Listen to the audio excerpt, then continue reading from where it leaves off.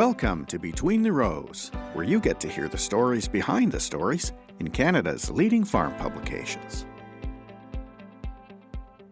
Hello and welcome to Between the Rows. I'm your host this week, Dave Bedard. At the outset of the COVID-19 pandemic in North America, it looked like Canada's beef cattle producers were well positioned to benefit from a glaring uptick in consumer demand, as evidenced by the photos we all saw of nearly empty meat cases at retail. But what we're now seeing at cattle auctions and Canada's major packing plants shows maybe even a double hourglass shape in the pipeline between cattle supply and consumer demand. And within those pinch points, of course, we're seeing a whole other story of the human toll that this pandemic is taking. On the line, we have Lisa Gunther, the editor of Canadian Cattleman, the beef magazine. Hi, Lisa. Hi, Dave. And we have Alexis Keeneland, a reporter with Alberta Farmer Express. Hey, Alexis. Hi, thanks for having me. Thanks for being here. And we'll let's start at the packing plants and work our way back. The numbers of COVID-19 cases that we've seen so far in Alberta show a couple of clusters in and around a couple of major centers for beef slaughter, beef cattle slaughter rather, and processing. What are we seeing out there right now? Well, it's hard to say the exact numbers because it changes day by day, but I think both the Cargill plant, which is in High River, and the JBS plant, which is in Brooks, are considered outbreak situations where they've got, as far as I know, and again, I don't want to give the wrong numbers, but there are hundreds of cases in both facilities. Mm-hmm. The Cargill plant is closed. It closed on April 20th and is no longer functioning. There's generally about 2,000 people working at the Cargill plant. The Brooks plant, JBS, is still operating, but just one line. Both plants have some what's called community spread, where they have people from outside the plant had contact with people who worked in the plant, or vice versa, and so there is spread beyond plant workers into the communities of both Brooks and High River. Mm-hmm. And I was just watching a corporate video from one of those plants the other day. This was done, of course, a long time before the pandemic, but it shows workers on the cutting floor having very, very little space between them when they're working. And there's reports that suggest that it's not that much different after they leave the plant for the day. I'm thinking in terms of not only working conditions, but in terms of the housing in which these folks are living. So Dave, I talked to community leaders in both Brooks and High River area. And actually, in some ways, their living situations are not necessarily that different from a lot of Canadians. Like, you might have a few single people sharing an apartment. You have people renting like a basement suite from a family. But they also sometimes have extended families occupying the same house, or maybe different families sharing a household. Okay. So that's been a big challenge, because if you have to self-isolate, how do you self-isolate within a household like that? So they're actually now looking for hotel rooms for people that need to self-isolate. Mm-hmm. Okay.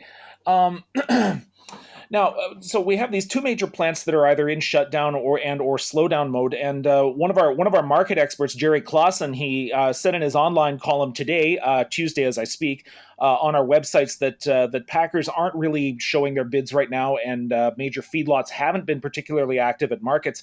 Where does this leave our cattle feeders? Feeders are just kind of holding on and kind of waiting to see what's going to happen, from what I say. But at the same time, they are losing money. I've heard records. It's about a feeder cattle right now is a loss of between $600 to $700. Ouch. They're not doing any action. They're just shifting to a maintenance ration, and right now just kind of hoping that this isn't going to go on for too long, because it's a really precarious situation. Mm-hmm. Yeah, and we're hearing reports from the hog sector, certainly, that are a little more that are a lot more sort of unfortunate about hogs being euthanized, about pregnant sows, about abortions for pregnant sows and whatnot. With cattle, obviously, you can put them on a maintenance ration and hang on to them, but that comes at a cost as well. Yeah, it does, because basically it means you're having to spend more on feed than you would normally for those animals. And I mean, each steer or heifer, like, it has really several years of investment in it throughout the whole supply chain. So um, that's kind of I think a bit of a difference between the beef and the pork sectors. Mm-hmm. And further down east as well. I mean, we're seeing a situation in Ontario where cattle producers down there were calling for assistance even before the pandemic got underway. They had lost the Riding Regency plant down there, and the Cargill plant at Guelph still seems to be operating. But that was where we were seeing the early calls for a set aside program, and now, of course, a larger call throughout the industry Canada wide for such a program. It's similar to what we saw, of course, during the BSE crisis. And now, for the non ranching layperson, I'm trying to get an idea of how a set aside program would work. Basically, the set aside program is kind of you appoint some experts from industry and government, and then you kind of funnel this is just my basic understanding of it. You sort of Mhm. funnel the cattle into certain groups and sort of pick the number of cattle that are going to go through the system.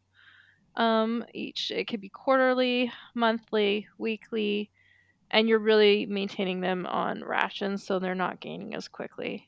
That's sort of how it was explained to me. I guess it's just one way of slowing the system down. And that's been like one of the other challenges with the whole thing is that just under COVID-19, with the added things that everyone has to do, physical distancing, social distancing, spacing people apart. The added challenges is the lines have been basically slowed even before we had the outbreaks. Mhm. Everything has just been operating on a slower basis.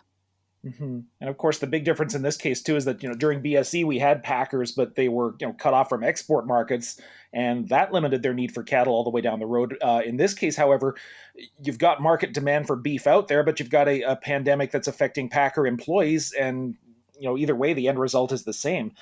Has anyone heard whether there's the political will to make a new set aside program happen?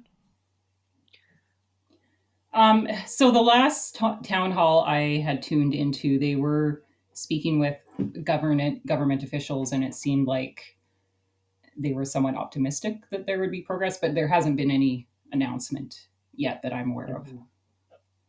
Yeah, I haven't heard any announcement either. I know that they started talking about it way before the plants went down, like a few days before the Cargill shut. They were talking about it. I think Fawn Jackson, who's senior, I can't remember her position, but I think it's something that it has to do with government relations with the Canadian cattlemen. She said that they were talking about it before, but this situation has hopefully moved the livestock industry up into more of a crisis situation, and that there's specific need for this now. Um, Dennis Laycraft, the executive vice president of the Canadian Cattlemen's Association, also said that if the industry is also trying to advocate hard for the government support now, because the cattle industry could also be an economic driver once things are opened up or things are returned to the quote unquote normal, where the economy is really damaged. Agriculture does have the the ability to maybe be an economic driver for Canada, and we will be supplying food to Canadians, but we will be also providing food to the larger population, those people outside Canada who might be experiencing increasing food insecurity right now. Mm-hmm. Yeah, and Dennis made a really good point in one of those meetings too, which was if the government came through with support now, um, it would actually help offset or protect against bigger market losses. So um, there would be less need for government support later on if there was earlier action. So I think that's important as well. Mm-hmm. And hopefully, we'll see an announcement coming out of Ottawa soon. Either way, Lisa Gunther, Alexis Keeneland, thanks very much for your time. Thank you. Thank you. Lisa Gunther is the editor of Canadian Cattleman, the beef magazine, and working on a new novel. And Alexis Keeneland is a reporter for Alberta Farmer Express, and her new novel, Mad Cow, is available online through fine Canadian booksellers. You're listening to Between the Rows. I'm your host this week, Dave Bedard. We're hearing estimates from humanitarian organizations overseas that the number of people up against food shortages and hunger could double due to pandemic-related lockdowns and other logistical challenges related to COVID-19. The Canadian Food Grains Bank, operated by Canadian churches and church agencies, is looking to fund new programs to meet that additional need on top of the added food insecurity in areas where it's already working.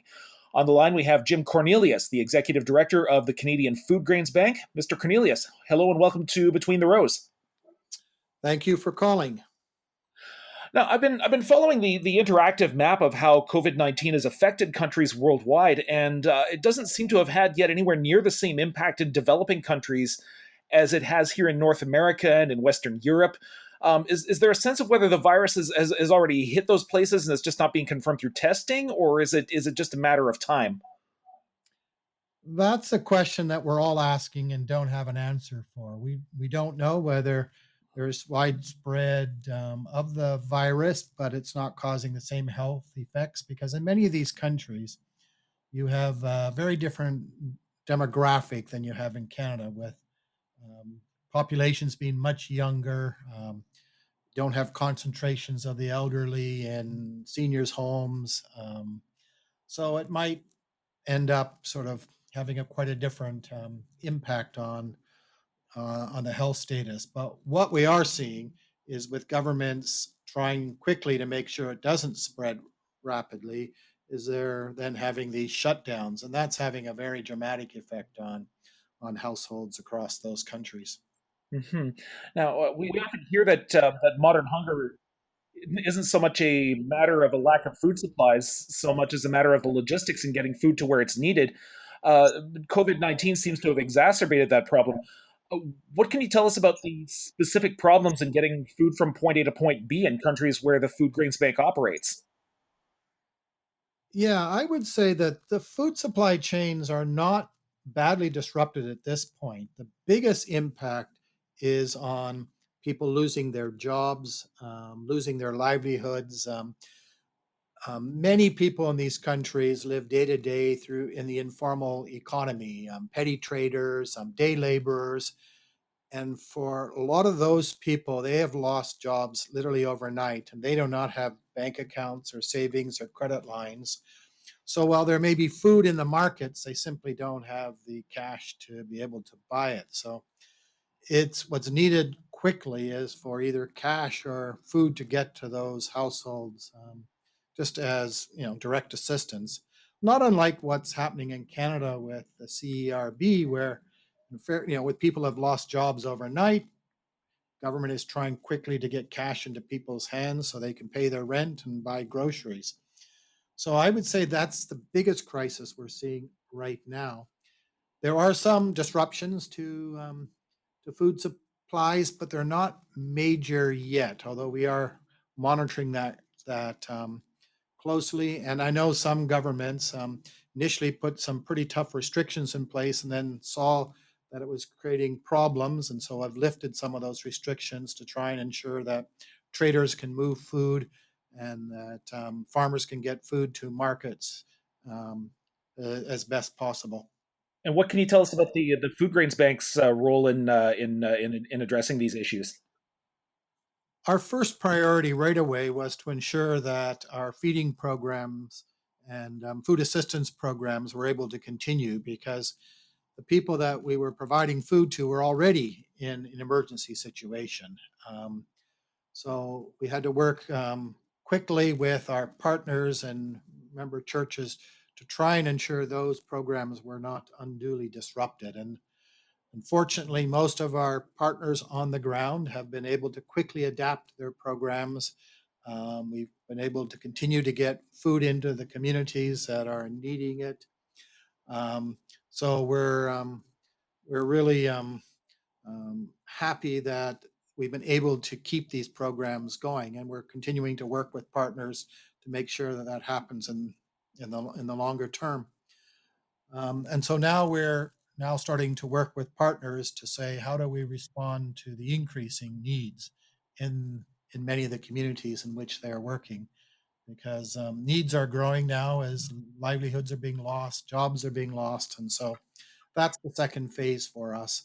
And also, we're working with partners to think about how do we make sure we protect, particularly farming livelihoods, to ensure that if there are problems getting access to inputs during planting season or constraints on the marketing side, can we find ways to help those so that we don't have further problems down the road in these farming communities?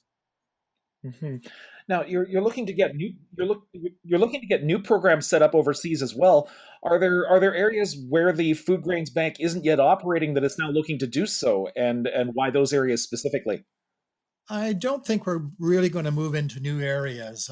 It's very difficult to set up completely new programs with new partners and new areas.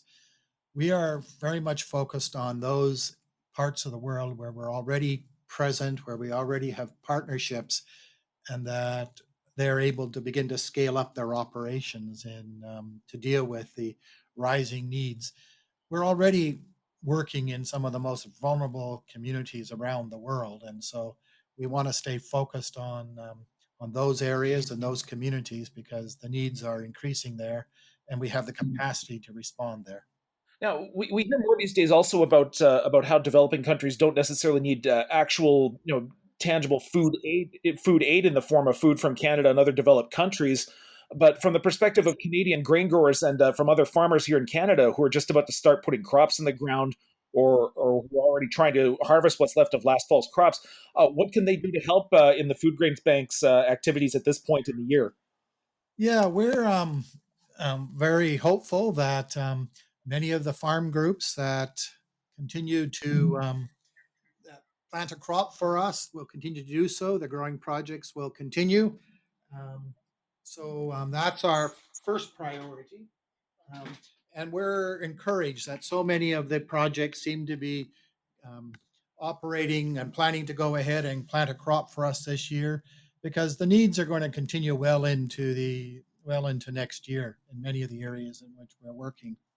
So that's one of the things that we're hopeful for. We're also knowing that many people are being affected by this crisis in Canada that have been supporting us won't be able to donate.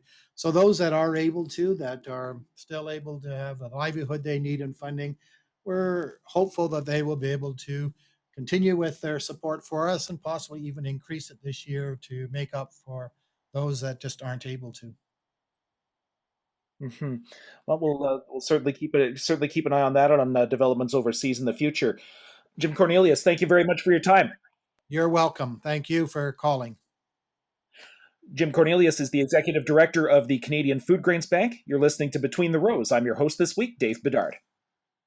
You don't have to watch TV or scroll through social media for very long before you run across very effusive expressions of thanks for our essential services, including but not limited to those who produce those who produce, process, and deliver the food we all eat. But as grateful as everyone on earth seems to be, commodity markets have got kind of a funny way of expressing that. Bruce Burnett is director of weather and markets information for Glacier Markets Farm, and he's on the line now. Bruce, hi, and welcome back to Between the Rows. Good to be here.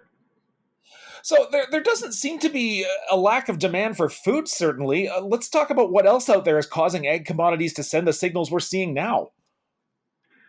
Well, we're certainly seeing some hesitation in terms of the markets to move in either direction, at least conclusively here as we go through this COVID crisis. Certainly the demand for commodities has been strong. On the meat side, we've seen some issues with certainly with processing capability, but for the grains and oilseeds, it's been pretty seamless in terms of the logistics. So really the commodities have started to trade a little bit on the fundamentals. The one area is the feed grain markets that are taking some issues right now, especially the corn market, mostly because of the reliance of corn on the ethanol processing industry. And crude oil, of course, that's weighing heavily on the ethanol sector right now, isn't it? You know, basically the same things that are impacting crude oil are impacting ethanol. When we stop driving, we stop consuming the product that is ethanol or crude oil, and so it starts to back up. In terms of oil wells, they're harder to shut down, so you're seeing storage issues in the oil industry, whereas in the ethanol industry, basically plants are shutting down and ethanol is no longer being produced, although we certainly have built fairly large stocks of ethanol in the U.S. so far this month. Now, as far as the getting back to the COVID-19 pandemic for a second, obviously that's having an effect on crude. Is there any other direct impact that that the pandemic is having on grain so far as we know? Really, other than this fact that we're seeing changes in the supply chains, the grain and oilseed sector really moved through this fairly seamlessly. Of course, there's concern in the veg oil side about the lack of restaurant business or the decline in restaurant use for the oil, but certainly that hasn't had a profound impact on prices to date. We've basically seen canola, wheat trade mostly sideways here through this pandemic. So as we've stocked up our larders with oil and flour, we've helped offset maybe some of the negative issues associated with COVID. And so those markets have moved along fairly well. It'll be interesting to see as we move through planting and into the growing season here, how markets hold up as they are starting to take a very close look at the weather and other issues happening around the globe. And what do we know so far about farmers' planting intentions, both here and to the south? Well, in terms of the U.S. Planting intentions, we're seeing essentially a larger corn and soybean area because of last year's planting difficulties, but USDA indicated a larger corn area was coming our way. Prices for corn, however, have dropped dramatically because of that ethanol situation. So you're now seeing farmers switch their intentions maybe to soybeans. We won't get an accurate portrayal of that until the end of June, but certainly it's interesting to see how that is going to transpire over this spring. As far as wheat goes, south of the border, we're going to see smaller durum as well as spring wheat area. At least that's the expectation from USDA. And planting has gotten off to a slow start. In Canada, I think we're going to see increased durum and pulse acres. Those are the two crops right now that are enjoying very, very strong prices relative to others. So as we move into the planting season here, I think we're going to see those numbers come gel a little bit more, at least anyway.